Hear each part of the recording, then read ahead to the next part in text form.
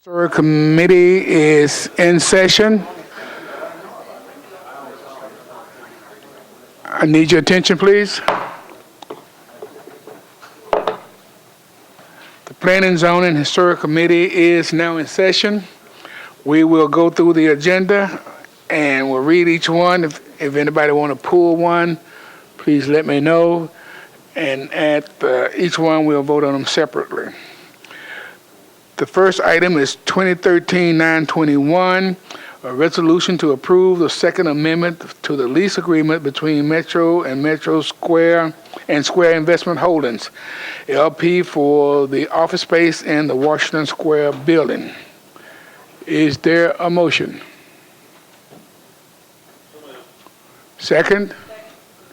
Questions or comments? All in favor? Come on, folks. Can we not hear this? There's only 4 or 5 items, so you just want to take them. I was going to take them individually because we don't have that many items. Okay, then 921 is approved. The next item is 596, Claiborne, Tiger, and others. An ordinance authorizing the Director of Public Property to accept, execute, and record a deed from Wilson Bank and Trust to Metro for use as part of the Cumberland River Greenway system. Is there a motion? Questions or comments? All in favor? 596 is approved. The next item is 597, an ordinance authorizing the acquisition of certain right-of-way slopes and temporary construction easement and property rights by negotiation or condemnation for use in public projects of Metro. Is there a motion? Second. Any questions or comments? Yes. Just a minute. You want details about it? Mm-hmm. Okay. This is Gilmore, Stein, and others. Planning. Go ahead. Okay, John. Huh? What is it? Yeah. It's a public works project for the extension of Division Street. Public Works is here. I know they're getting ready to do the Public Works Committee at 5:45, but this is just authorizing the acquisition of the right-of-way, which is about half of the project cost, about $11 million. The total project is $22 million. This would basically connect the Vanderbilt, Belmont area all the way over to Rolling Mill Hill, or the Fulton campus area. Gotcha. And so is that already in the capital?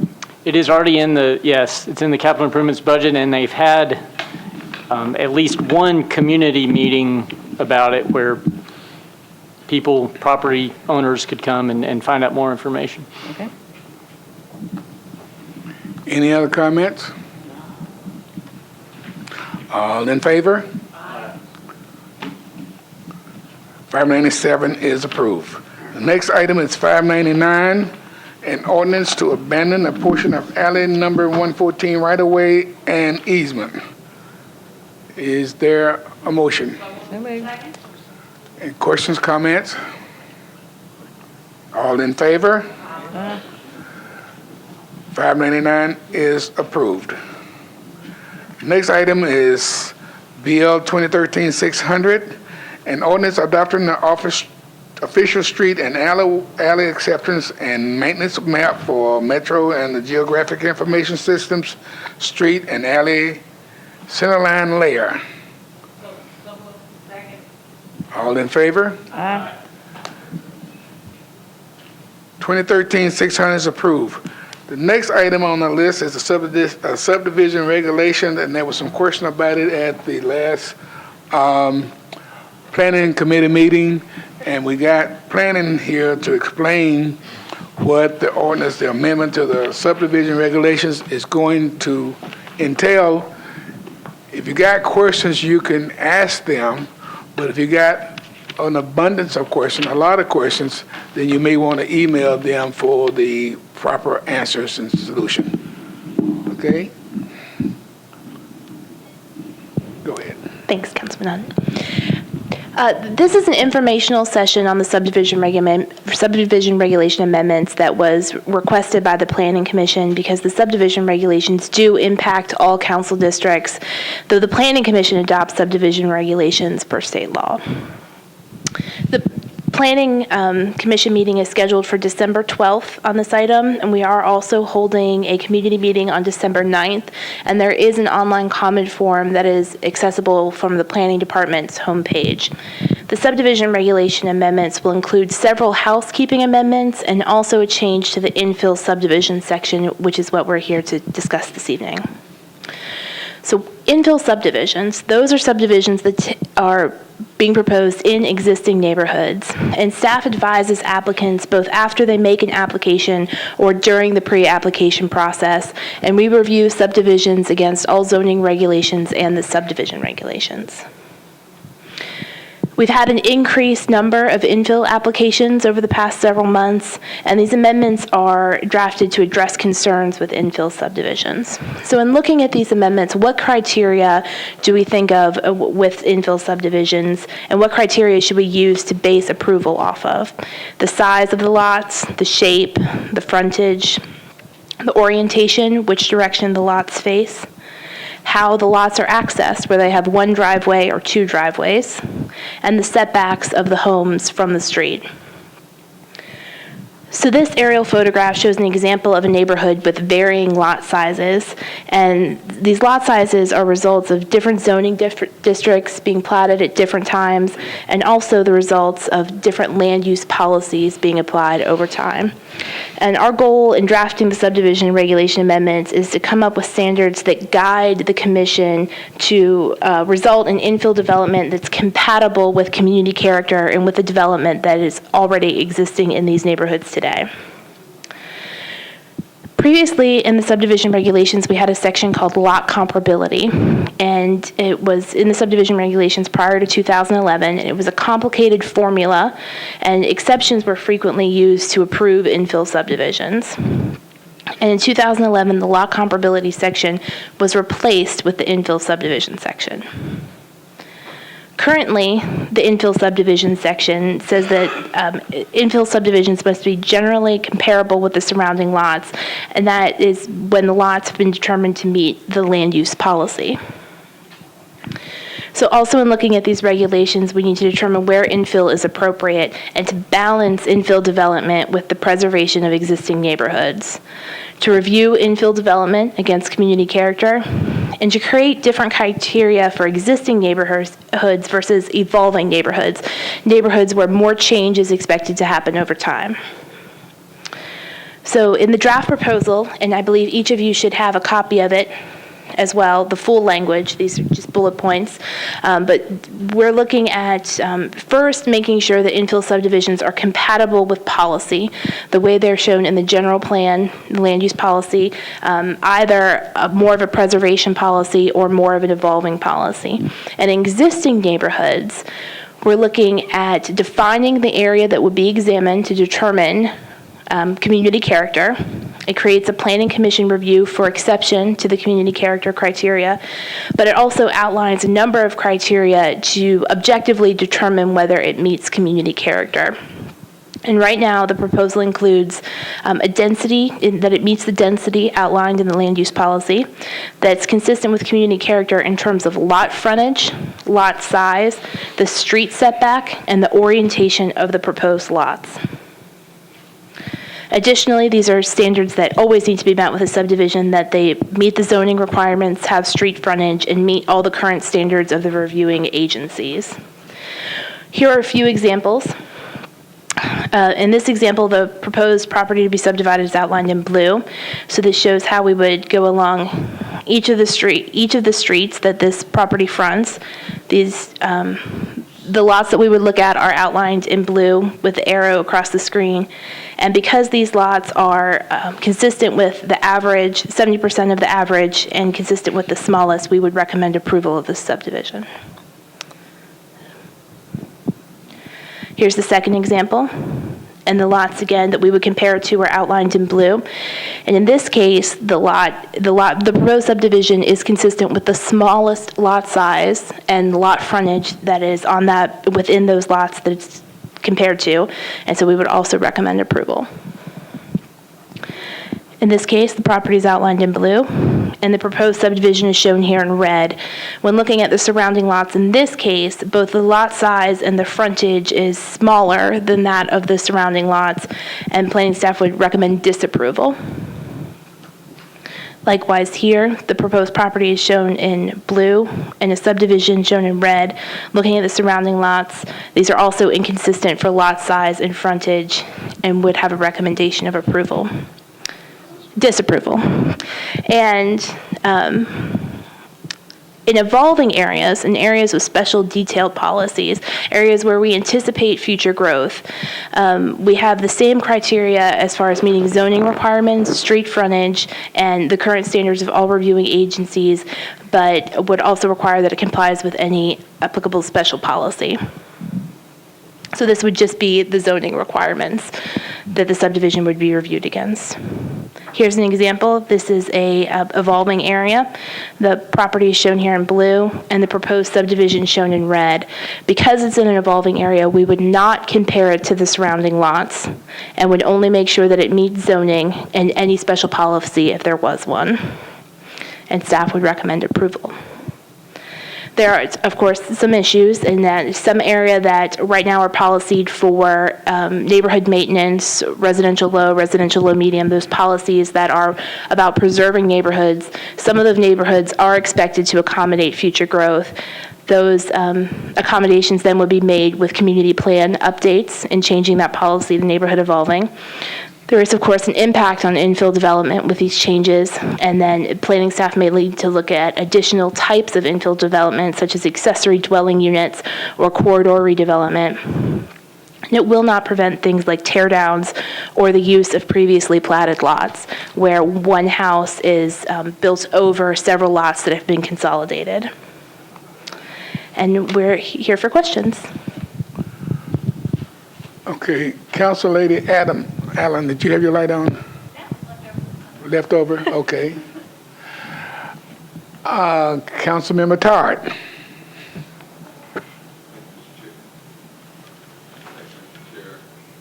Kerry, thank you, and Doug, thank you all for being here.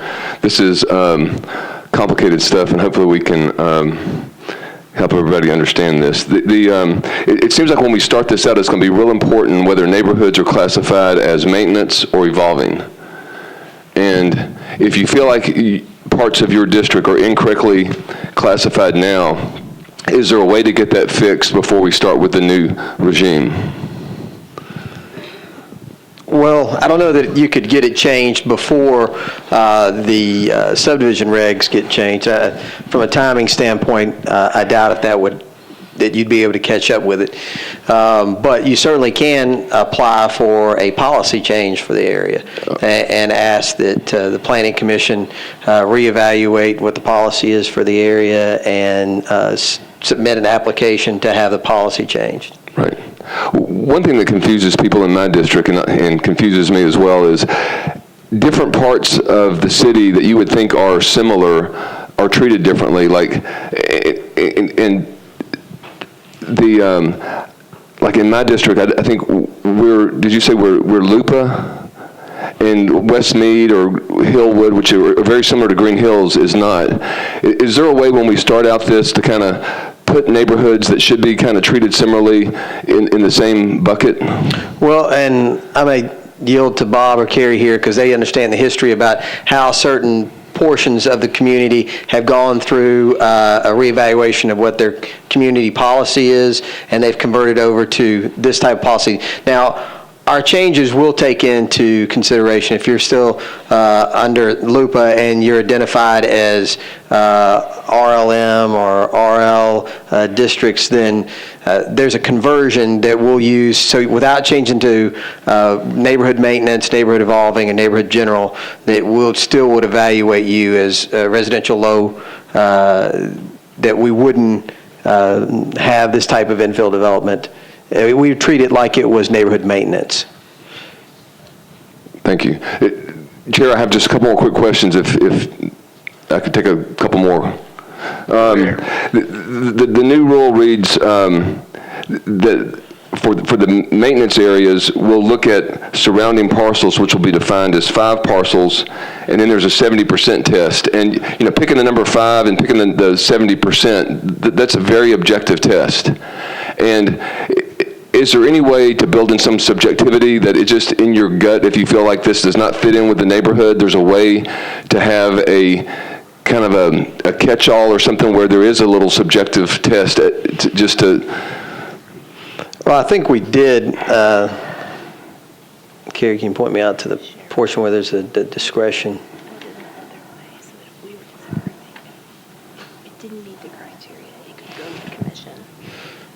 So there's a portion where it talks about sometimes when you look at the 5 lots that are adjacent to the lot that's meant to be subdivided, the lots adjacent to it aren't consistent. You may have something where you have a school or a park or a church or some other unusually shaped, unusually sized lot that's within those 5 adjacent lots. And in those cases, we've been given some discretion to exclude those from that calculation. And then but those are only non-residential lots, right? That's like a school or a church. But if there happened to be an old home that had 10 acres there, that could work against somebody who wanted to subdivide. Or if there was a recent subdivision and you had some quarter-acre lots. But if there's something unusual and it's residential, it stays in. Is that right? That's correct. Okay. And that's one of the reasons that we put the 2 different criteria in there. That both if you have an oversized lot there, they could really throw off that 70% dramatically. If you have 4 lots that are equal size, and then the 5th lot is, say, the leftover home from an estate that was subdivided many years ago, that's the kind of example where you could really throw off the 70%. But that's why we also said, or equal to or greater than the smallest lot, so that you could look at that and say, you know, well, we have this one large one that's throwing these calculations off, so we'll just match whatever the smallest one is in that 5. But it is again just the 5 that are adjacent to the lot that's being considered for subdivision.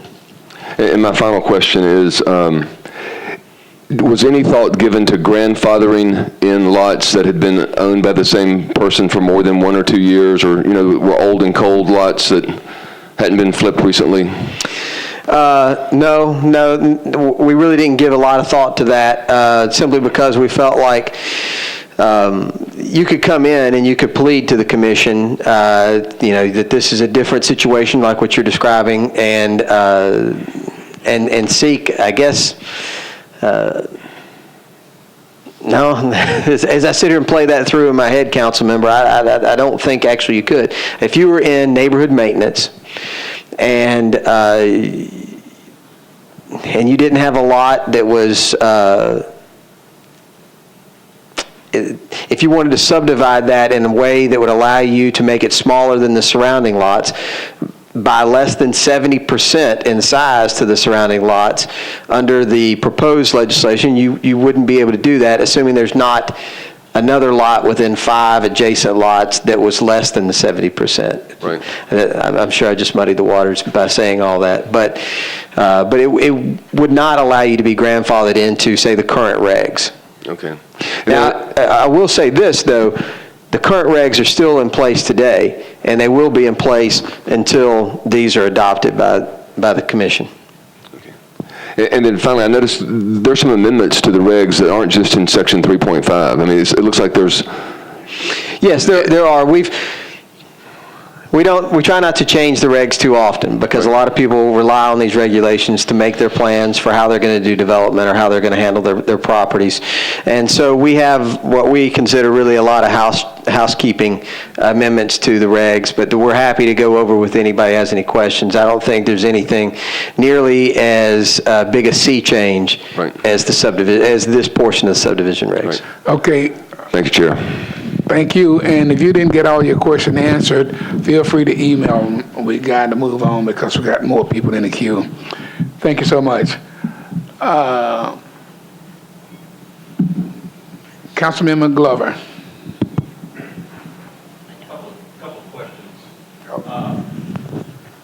The questions that I really have will, I guess, refer to where you're saying the R and RS. What's this going to do to SP plans that we want to do in our districts? Number one, is that 70% rule going to apply to the SPs, or will it not? I guess is my first question. Yes, it would. If through the SP you're doing a subdivision of a lot, then you would still have to follow this. Okay, and if you give up the 15% green space where you can now do cluster lots, what will that do to this? Because obviously you're cutting that by 50%. So will that negate the cluster lot issue or the option? No, the cluster lot option is a separate portion of the subdivision regs, and so that would still be evaluated just as it is today. Okay, so then the question, I guess, would be, if that can be done, and if you have an SP with that, would the 70% then not come into play because you already had a 50% rule with the cluster? I guess I'm trying to figure out which number you would actually apply there, because I've heard the 70% would apply and be applicable on the SP, but if I still wanted to do cluster by giving up 15%, then 50% rule is going to apply. Is my question, does that make sense? I think so. I think I understand what you're saying. I think if you're using the SP, and you're not using the cluster lot option is really designed for if you're preserving some environmentally sensitive portion of that property, and that's the only time the cluster lot option should come into play. So you've got hillsides that are steep, and we want to preserve those. So we allow you to take the density from whatever type of zoning you have, but you consolidate those lots so that they would be smaller than some in the area. You would still have that option. Now, your question, though, I think is, well, if I want to do an SP and I want to divide this lot, but I'm not preserving some environmentally sensitive area, I'm just subdividing them into lots, then you would have to still follow this portion 3.5 of the subregs about what size the lots had to be. They would have to be the 70%. So it really starts out with, are you trying to preserve some environmentally sensitive portion of the property? If you are, then the cluster lot option is available to you, and you don't have to match the 70% or the smallest lot. If you're not, then you would, even if you were doing an SP. Okay, if you would, I've sent something into Brandon for another developer that I met with this past week in my district. If you could please look at that and inform me how it would affect that project, because I think it will, but I don't want to waste the council's time asking that question specifically on my district. Okay, Thank you. We'll look at it tomorrow, Mr. Chair, and get back with you.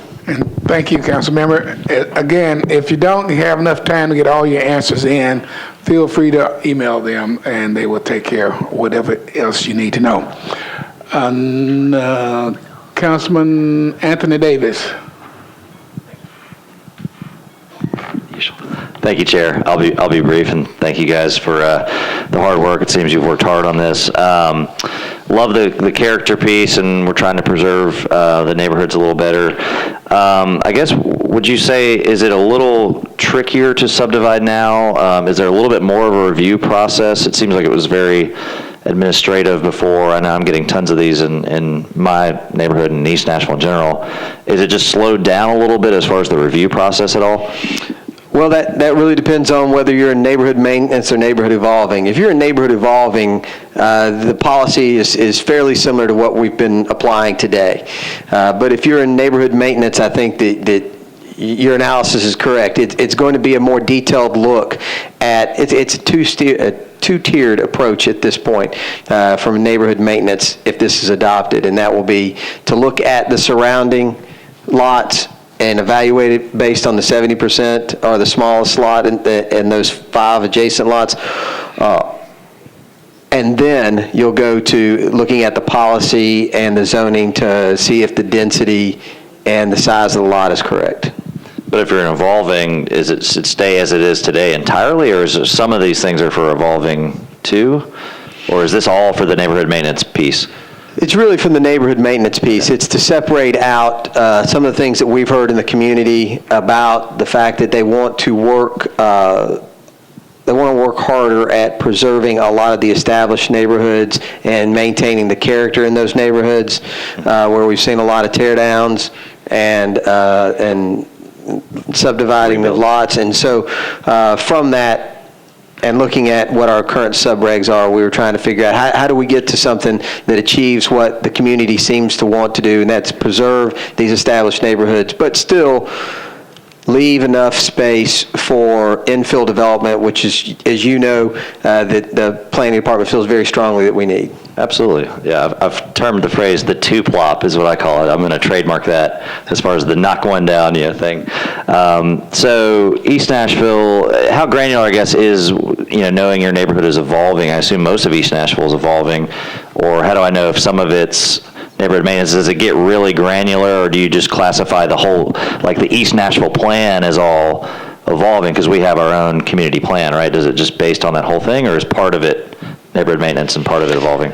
Well, they're developed through the community meetings that we've had over the years as we do different communities, as we look at different communities and the policies for those communities over the years. That's how it's been set, whether an area is evolving or whether it's maintenance or whether it's general. And we do have them mapped. I think we can go online and you can look at the maps that we have on there and find out exactly what your neighborhood is designated as. But through our policy meetings that we've had, I think the last one that we just finished up was Antioch last year, where we revisited the policy for Antioch and designated different areas as neighborhood general maintenance or evolving. Oh, so you will split it up inside each overall. Absolutely. Okay, and it's it can be varied even throughout areas that you might think are the same, but then if you look at them in context with the surrounding area, it may be that it moves towards evolving. Especially as an example, you might have a neighborhood that as it moves towards the corridors, then it might be more likely to be evolving. Final question, are you guys still working on the duplex bill? I guess it was this detached duplex bill and like setbacks with that sort of thing. I know we had talked about it last time we were there, very important to Rosebank and some of these neighborhoods. Just kind of, I think people are getting okay with the density. I think we're getting through some of those conversations. It's just, I think if the setbacks are there, I think people will be a little more okay with it. So I didn't know are y'all still working on that, or is that something in process? We are. We're working on that, and I hope that in the next filing deadline or two, we should have something to submit to the council. Thanks, Chair. Thank you. Council Lady Moore. Thank you, Chair. Quick question. You said a lot of new terms, and especially for my district, and I know that it's definitely evolving. And you said things like underlooper, neighborhood maintenance, neighborhood evolving again. Could you just do a quick favor for me? Send me like something I already have existing as a subdivision as to how this would fit in with something new that's coming in. Does that make sense? I mean, if there's a new subdivision coming in my area, which I have a lot, and then there's something already existing, for me to understand what changes that you're making, if you could just send me something. Does that make sense? Well, first of all, let me say, Council Lady, and you know this better than I do, most of your district is Booming. yeah, well, it's booming, and but it's already developed. Right. So you're not going to have, we don't foresee a lot of large-scale redevelopment in your neighborhood, of consolidating a lot of lots and redeveloping. What we've seen in your district mostly are individual lots being subdivided and redeveloped. Okay. And so what might be the most useful for you is for us to show you the areas that are listed under the LUPA policy that would be treated like neighborhood evolving, so that will identify for you the areas where subdivision's likely to occur. Okay, all right. I think that would probably be what was most helpful for you, and Okay. we can get you that. Okay, thank you. Councilman Holloman. Thank you, Mr. Chairman. Just a couple follow-ups on the criteria for comparability. I know that in the past, when this was originally in the subdivision regs, there were some more specifics about exactly which lots were chosen in terms of identifying the comparability, and I don't see that here. I see where it says average size of surrounding parcels, and I'm just curious how you plan to identify what that means. I just want to be sure that when we do this, we have clarity to it. And I know that before it was very specific about on the same block faced or adjacent parcels, and that's not as specific here. And so I didn't know if that was on purpose or not, and if it is, why? Okay, first, you're referring to when it was the old lot comparability standards before this change. And so we have, if you look in 3.5 subsection 2, under there, it says, for the purpose of this section, surrounding parcels is defined as 5R or RS parcels fronting the same street on either side of the parcel proposed for the subdivision, or to the end of the block face, whichever is less. Okay, I'm sorry. I just saw it there in subdivision, I guess that's it's B3, and I didn't realize that you had defined it somewhere else. So, okay, that's my question. Thanks.